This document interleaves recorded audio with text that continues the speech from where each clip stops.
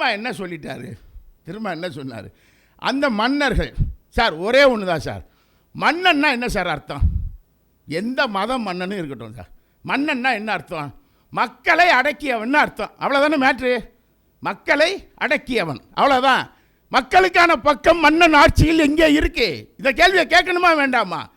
நான் வரலாறு படிக்கிற பொழுதெல்லாம் அக்பர் மரம் வெட்டினார், குளம் வெட்டினார், குட்டையை வெட்டினார் அப்படின்னு சொல்லும்போது, இல்லை வேற ஒரு மண்ணை அதை செஞ்சான் அப்படின்னு சொல்லும்போது, தஞ்சை பெரிய கோயிலை அவன் கட்டினான் என்று சொல்லுகிற பொழுது, அப்போ அங்கே இருக்கக்கூடிய மக்கள்லாம் என்ன செஞ்சுக்கிட்டு இருந்தான்னு நான் கேட்பேன்ல, அவன் தானே கட்டினான், அவனை பற்றி உன் வரலாறு என்னையா சொல்லுது? அதானையா வரலாறு. அந்த வரலாறு என்னன்னு திரும்ப கேட்குறாரு. அதை அடக்கினவன் நீ தானே அப்படின்னு திரும்ப கேட்குறாரு. அதற்கு நேர்மையாக பதில் சொல்லு. சிற்றரசன்னா யார்? சின்ன ரவுடிகளை வச்சு அடக்கினவே சிற்றரசன்.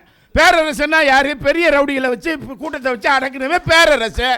இதில் என்ன பெரிய வெங்காயம் விளக்க வேண்டி கிடக்கு? இதெல்லாம் படித்து தானே வந்திருக்கோம். இதை பேசுறதுக்கு என்ன குதிக்கிற? எதுக்கு குதிக்கிற? ஏன் குதிக்கிறேன்னு கேட்குறேன் சார். மன்னர்களை போட்டு பதம் பார்க்கணும் சார். மன்னர்களை ரெண்டே விஷயத்துக்காக சார் மக்கள் நினைக்கான் சார். மன்னர்களை ரெண்டே விஷயத்துக்காக தான் மக்கள் நினைவு கூறுறாங்க, அரசு நினைவு கூறுறது மறந்துடாதீங்க. ரெண்டே விஷயம்தான். ஒன்று, அவர்கள் நீர்நிலைகளை உருவாக்கினார்கள், அணைகளை கட்டினார்கள், குளங்களை தோண்டினார்கள், கம்மாய்களை தோண்டினார்கள், கால்வாய்களை தோண்டினார்கள், நீர்நிலைகளை உருவாக்கினார்கள். அது இன்றைக்கும் என்ன செய்யுது?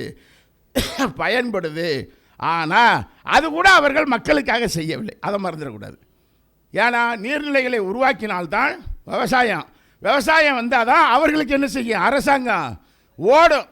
அவங்களுக்காகவே அவங்க தோண்டிக்கிட்டாங்க, நோண்டிக்கிட்டாங்க, அதை நம்ம யூஸ் பண்ணிக்கிட்டோம், அவ்வளோதான் மேட்ரு. சரி, ரெண்டு, கலை பொக்கிஷம். கோவில் என்பது கலை பொக்கிஷம்.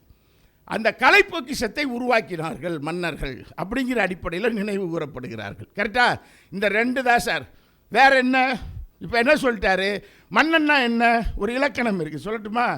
மன்னன்னா அதிகாரம், மன்னன்னா பேராசை, மன்னன்னா சூழ்ச்சி, மன்னன்னா வஞ்சகம், மன்னன்னா சதி, மன்னன்னா கொலைகள் செய்வது, மன்னன்னா மது, மன்னன்னா மாது,